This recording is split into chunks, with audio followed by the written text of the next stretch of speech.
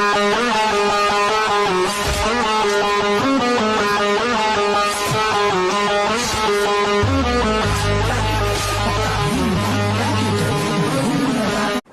சிறுமி கொலை வழக்கு.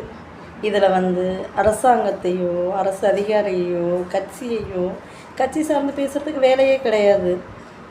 ஒரு காலத்தில் வெள்ளைக்காரன் சுட்டப்போ முதுகில் சுடாதீங்க, ஃபஸ்ட்டு அந்த வீடியோவில் பார்த்துருப்பீங்க, முதுகில் சுடாதீங்க நெஞ்சில் சுடுங்க வீர தமிழச்சினா அப்படின்னு சொல்லி இருந்த நம்ம நாட்டை இன்றைக்கி குடியாலையும் போதையாலையும் செல்ஃபோன் இந்த மாதிரி நிறைய விஷயத்தால் தப்பான ஒரு நகர்வுக்கு நம்ம போகிறோம்.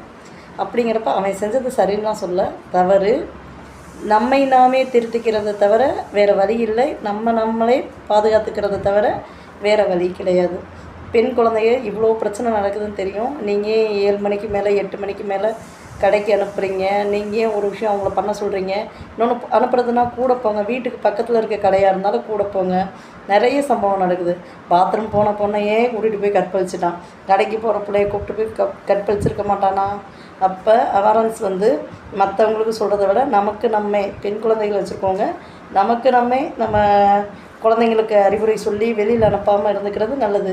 இது சுதந்திர நாடு தான், சுதந்திரமாக நடமாடலாம் வைக்கலாம் அப்படின்னு சொல்லி பேசணுன்னாக்கா இப்படி தான் நடக்கும். பாதுகாப்பு நம்ம தான் தேடிக்கணும். இன்னொன்று, கொலைகாரனுக்கு குறைஞ்சபட்ச தண்டனைலாம் கொடுக்கக்கூடாது. இருக்கிறதுலே அதிகபட்ச தண்டனை என்னென்னா மக்கள் கையில் ஒப்படைங்க, மக்கள் தீர்ப்பை சொல்லுவாங்க. சரிங்களா? திரும்ப அரசாங்கத்தால் அவனுக்கு பாதுகாப்பு கொடுத்து அவனுக்கு ஒரு 10 போலீஸ் போட்டு என்னது இது?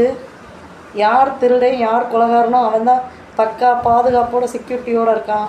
நமக்கு அப்படிலாம் எதுவுமே இல்லையே, நம்ம தண்டனை அனுபவிச்சுட்டு தானே இருக்கோம்.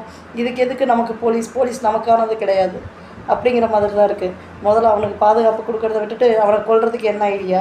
அதே மாதிரி அவனோட மரணம் துர்மரணமாக இருக்கும். அதுக்கு என்ன பண்ணலான்னு தயவுசெய்து யோசிங்க. இது ஒரு கட்சியவோ போன ஆட்சியில் நடக்கலை, இந்த ஆட்சியில் நடக்கலை, கடந்த 15 வருஷமாக அதிகமாக தாங்க இருக்குது. ரொம்ப அதிகமாகிக்கிட்டே இருக்குது. பெண்களுக்கு வன்கொடுமை ரொம்ப அதிகமாகிக்கிட்டே இருக்குது. இதுக்கு என்ன சொல்யூஷன்? நம்மளே பாதுகாத்துக்கிறது தான். அதை மட்டும் யோசிங்க. ஓகேவா?